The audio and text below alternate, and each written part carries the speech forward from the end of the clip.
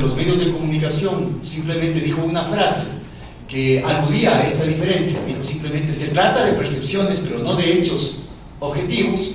Fue objeto de una persistente burla por parte de los propios medios de comunicación y de ciertos sectores ciudadanos, porque empezaron a intentar decir o a poner en boca del funcionario el hecho de que estaba minimizando, la idea de que estaba minimizando la sensación de intranquilidad o preocupación ciudadana, y no era en absoluto eso, era simplemente que la percepción no coincide con finalmente los índices que manejan los expertos o que manejan las instituciones. Desde ese punto de vista, hay muchos mitos alrededor de lo que son estas relaciones complejas entre percepción, representación y acción, y esto requiere, y esa es la propuesta quizá de esta presentación, una profundización que tenga un contenido crítico, que sea crítica. No puede ser autocomplaciente. No podemos estar tranquilos cuando han bajado los índices de inseguridad, a veces en milésimas, a veces en centésimas, se baja del 0.8 al 0.7, y eso ya se intenta publicitar ante la opinión pública como un enorme logro. No debemos olvidarnos que sí, las estadísticas sirven, pero en un momento determinado las estadísticas son también, o expresan también, variaciones que van mucho más allá inclusive de la eficacia que puedan tener políticas públicas. Hay factores exógenos, factores imprevistos, hay contingencias que efectivamente van más allá de lo que se planifique hacer, y esto a veces puede incidir en abrir más todavía la brecha que hay entre lo perceptual, la percepción, y los niveles al menos contables o contabilizados de estadísticas de violencia o de inseguridad. Básicamente esto implica tres cosas. Uno, hay que cambiar, hay que modificar los marcos interpretativos de lo que son los fenómenos de simbolización y de consumo de los fenómenos relacionados con la violencia. Consumo me refiero a consumo cultural, a consumo mediático. Dos, hay que modificar sustancialmente las prácticas discursivas que se difunden y que circulan por la sociedad. No solamente son prácticas mediáticas, no solamente hay que echarles la culpa o darles bendiciones a los medios de comunicación cuando supuestamente están actuando mal o bien respectivamente. Creo que hay una serie de dispositivos culturales que ayudan a construir eso que más adelante denominaré atmósfera de opinión. Yo no creo mucho ya en esta idea de opinión pública, me parece que es un mito ya, en los estudios de comunicación es un concepto que está cada vez más en desuso, pero yo sí creo que las atmósferas de opinión, que se parecen mucho a estos estados de ánimo colectivos, son fuertemente influidos no solo por los medios de comunicación masiva, sino también por otros dispositivos de transmisión cultural. Y finalmente, el tercer elemento de esta necesidad es incidir en el empoderamiento ciudadano. Creo que una política de seguridad ciudadana, tenga el adjetivo que tenga las características que tenga, llámese integral, holística o como se la quiera llamar, que no toma en cuenta una participación real de la ciudadanía, tiene una enorme pata coja y tarde o temprano va a pagar derecho de piso. A mí me parece que la seguridad no es un tema que se deba resolver únicamente desde la cúspide de la pirámide, desde detrás de un escritorio o desde determinadas experticias o especializaciones. Me parece que es un tema que alude a todos, nos compete a todos, y es un tema íntimamente vinculado con el ejercicio real de los derechos ciudadanos. Cualquier política de seguridad que no cuente con la ciudadanía, digamos, será una política que tarde o temprano quizá revele sus falencias. Gracias. Para terminar esto, hay abundancias de estudios académicos y aplicación de instrumentos de medición para medir, valga la redundancia, cuantificar y cualificar las percepciones, lo que la gente opina, lo que la gente siente respecto a la seguridad ciudadana. Pero a ratos parecería ser que este cúmulo de estudios no sirven de base concreta para el diseño y para la ejecución de políticas públicas. Parecería que sigue imperando el sentido común tal como que mientras más elementos para controlar la seguridad existen en una ciudad, va a ser una ciudad más segura. Eso no tiene ni pies ni cabeza. Es decir, se puede sacar el doble de elementos para que patrullen la ciudad que si es que existen espacios en la ciudad que están funcionando con una lógica propia, seguramente esa mayor presencia de fuerza pública o fuerzas de seguridad en las calles no tendrá los efectos que lógicamente parecería que debe tener, y así por el estilo. A la larga, yo lo que quiero como segunda idea es dejar planteada una serie de incógnitas cuya respuesta, cuya resolución podría ser útil para el mejoramiento del trabajo, no solamente de los medios de comunicación, sino de las propias instituciones, y para que la propia gente esté más empoderada en relación con lo que los medios y las instituciones hacen. Acuérdense ustedes que el ciudadano está, digamos, es el receptor de lo bien o lo mal que actúan los medios de comunicación en este caso, y también las instituciones. Y desde ese punto de vista hay que ampliar el rango de capacidades, de destrezas del ciudadano, para que pueda descifrar de manera adecuada lo que los medios le transmiten, y para que al mismo tiempo sea un sujeto activo que pueda ser propositivo y pueda de alguna manera también recomendar, pueda participar en el diseño y en la ejecución de las políticas públicas. Estas preguntas deberían tener como propósito final redundar en una mejora de la calidad de vida de las personas y, como digo, en el aumento de la calidad en el diseño y ejecución de políticas públicas. ¿Cuáles son estas preguntas? Escogí varias, pasemos con las preguntas necesarias. ¿Cómo entender adecuadamente, desde una aproximación que sea social y cultural, no meramente informacional? Y este es quizá un reconocimiento de un mea culpa. Yo durante muchos años he sido profesor universitario en la Facultad de Comunicación de la más antigua, de la universidad más importante del país. Y creo que todavía, en muchos sentidos, la formación que se hace a estudiantes de periodismo y de comunicación está fuertemente basada en un paradigma informacional, en paradigmas informacionales, que dentro de los estudios de la comunicación, solamente acá en Latinoamérica, ya vienen siendo crecientemente desplazados y mejorados desde hace al menos 20 años. Aquí todavía se le enseña al estudiante, o se le hace creer al estudiante que ser un buen periodista o ser un buen comunicador es escribir lo más objetivamente que pueda sobre un hecho. Es decir, no se le está diciendo la verdad desde las aulas de clase. En las salas de redacción y en los medios de comunicación no es que existe esta apertura, ni existe la posibilidad siquiera de que se pueda decir la verdad como tal. Para mí ese es un falso problema.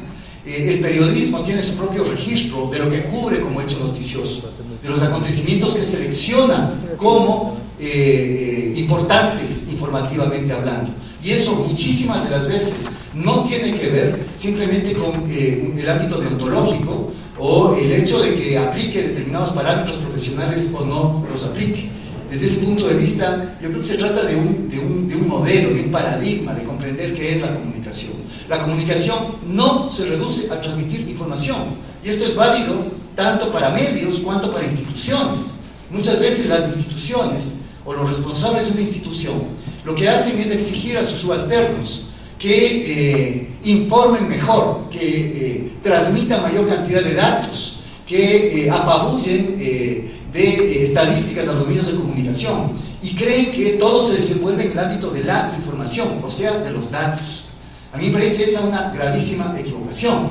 Yo creo, y eso al menos es lo que he intentado hacer con los estudiantes de comunicación, les digo, los medios de comunicación son dispositivos fundamentalmente culturales. Los medios de comunicación son como aquellos faros que orientan, quizá en menor medida de lo que lo hacían antes, pero que todavía siguen orientando las prácticas de vida de las personas. Nos van inclusive ejemplarizando, modelizando cuáles son las formas de comportamiento adecuado. Y ahí ese es el quid del asunto. Ahí hay que buscar el trasfondo de lo que muchas veces se conoce como prácticas periodísticas o trabajo informativo. El trabajo informativo no solo se reduce a meros datos, tiene que ver con la construcción de imágenes. Por eso yo utilizaba la palabra representación. Están representando lo que ellos creen que es importante representar y mostrar a la ciudadanía. Ese es un trabajo fundamentalmente cultural, ese es un trabajo de selección de lo que para ellos es importante, y ese es un trabajo de elaboración del producto comunicacional a partir de un determinado enfoque. Más adelante voy a plantear que en el caso de la violencia o en el caso de la inseguridad, Lamentablemente, el enfoque predominante de los medios masivos de comunicación es el enfoque de la espectacularización de la noticia. Y esto hace que sea casi como pedir peras al olmo el momento en que se está pensando dividir a los medios en medios buenos y medios malos, en medios que son sensacionalistas o amarillistas per se y medios que son serios. Yo, por el contrario, planteo que existe una tendencia creciente a que todo tipo de manejo informativo y periodístico, sobre todo aquel que tiene que ver con temas importantes para la vida colectiva, como son la política y como son la seguridad, la política como la disputa, el campo de batalla o de disputa del poder, y la seguridad como aquel campo en el cual la gente va a desenvolverse en su vida y va a explicar en términos de seguridad si es que está bien económicamente, si está bien familiarmente, si está bien personalmente, etc. Son dos campos que frecuente y recurrentemente son objeto de espectacularización mediática, no solamente por parte de determinados medios de comunicación a los cuales fácilmente a veces se les señala como amarillistas o sensacionalistas, sino que esta es una tendencia en prácticamente todo el periodismo. Por eso es tan difícil en un momento determinado ayudar a cambiar las prácticas periodísticas. Por eso es tan difícil, o se ha demorado tantos años, por ejemplo, un periódico de mucho prestigio, de mucho acumulado histórico en el país, para, por ejemplo, aplicar una cosa tan sencilla como el hecho de no poner en las noticias de crónica roja, en las noticias de judicial, como les llaman ahora, no poner el apellido de la persona que está aparente o presuntamente implicada en un delito. Simplemente poner el nombre propio y no el apellido, poner la inicial del apellido. Ya vamos a ver más adelante que esto va de la mano y se corresponde con algunas regulaciones que están presentes ya en la actual ley orgánica de comunicación y que obliga a que el trabajo de los medios ciertamente sea más riguroso, pero de allá a pedir que los medios sean medios meramente informativos, eso no va a pasar ni ahora ni nunca. Los medios de comunicación son generadores de sentidos culturales y desde ahí quisiera yo enfocarnos. ¿Cuáles son las preguntas? ¿Cómo entender desde esta aproximación social y cultural el papel y el efecto de los medios de comunicación en la construcción de representaciones noticiosas, que son la base de existencia de un escenario social que se imagina como más seguro o más inseguro? Aquí utilizo una palabra consciente: imaginación. La gente se imagina que vive en un país más seguro o más inseguro. Claro que a través del marketing y de la publicidad nosotros podemos inducir estímulos para que la gente se imagine que vive en un país más seguro, pero yo creo que tarde o temprano es evidente que se van a ir acercando los hechos objetivos de seguridad o de inseguridad a la vida de las personas.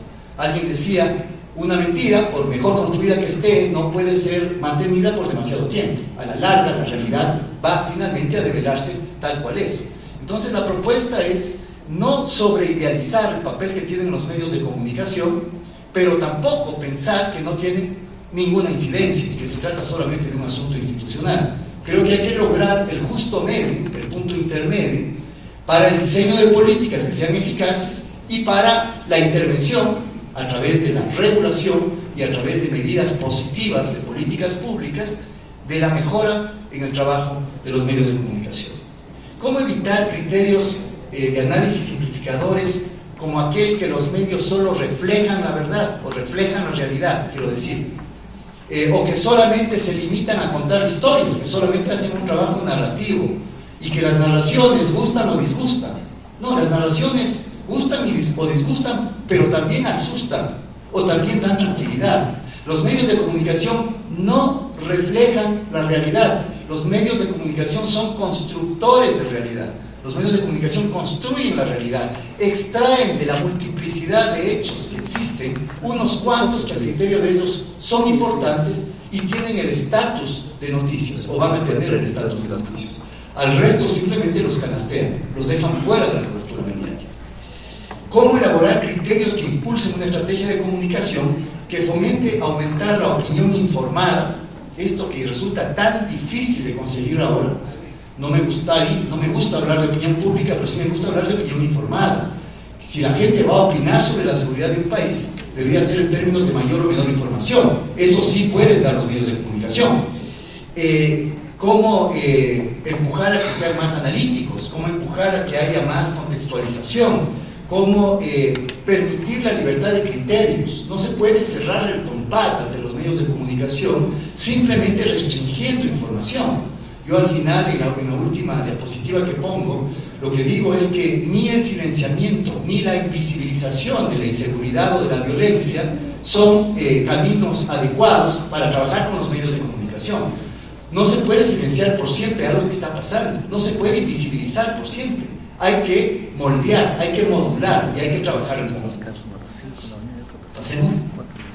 Otras preguntas. ¿Cómo potenciar al máximo las competencias comunicativas de los ciudadanos para que estos aprendan a resolver ciudadanamente o civilizadamente, quizás sea civilizadamente, de sociedad civil me refiero, los conflictos y dar expresión a nuevas formas de convivencia dialógica? ¿Qué tipo de apoyo se da a los ciudadanos para que hagan lectura crítica de medios? No se trata solamente de actuar respecto a los medios. ¿Qué se debe priorizar en el diseño de mecanismos de regulación y en el diseño de políticas públicas relacionadas con la comunicación y relacionadas con la información? ¿Hacemos? ¿Cómo defender el derecho de las personas a no verse privadas del derecho a la intimidad, de no verse expuestas de manera indebida cuando están sufriendo, cuando sufren un dolor? Esto también tiene que ver con la violencia. Por lo tanto, se cree que la violencia solamente alude a la delincuencia o alude a la criminalidad. La violencia mediática también alude a la exposición indebida de temas de dolor y sufrimiento. ¿Cuál es el límite entre información y sensacionalismo? Esta no es una pregunta fácil de resolver. ¿Es lícito que el periodismo que quiera denunciar algo atente contra el derecho a la intimidad? ¿Por qué a la gente, por qué a mucha gente le fascinan las imágenes de sufrimiento, muerte, dolor, violencia? Este es un hecho, y no es un hecho que sufra la sociedad ecuatoriana, este es un hecho a nivel mundial. ¿Cómo se explica aquello? Puede utilizarse simplemente la palabra morbo para dividir la sociedad entre la gente morbosa y la gente no morbosa. A mí me parece que son explicaciones absolutamente inconsistentes, son explicaciones insuficientes. ¿Cómo alimentan ciertos programas de televisión? ¿Cómo alimentan los videojuegos? ¿Cómo alimentan ciertas publicidades? ¿Cómo el discurso del deporte, por ejemplo, está cargado de imágenes y de representaciones de violencia? Y cómo esto va de la mano con otras representaciones más noticiosas, digamos, y se va construyendo este imaginario colectivo con respecto a la violencia. ¿Hacemos? La mediatización de la inseguridad. No solo en el Ecuador, sino a nivel mundial, el tema de la inseguridad es acopiado por los medios de comunicación mediante lo que comúnmente se conoce como amarillismo, sensacionalismo o medios de crónica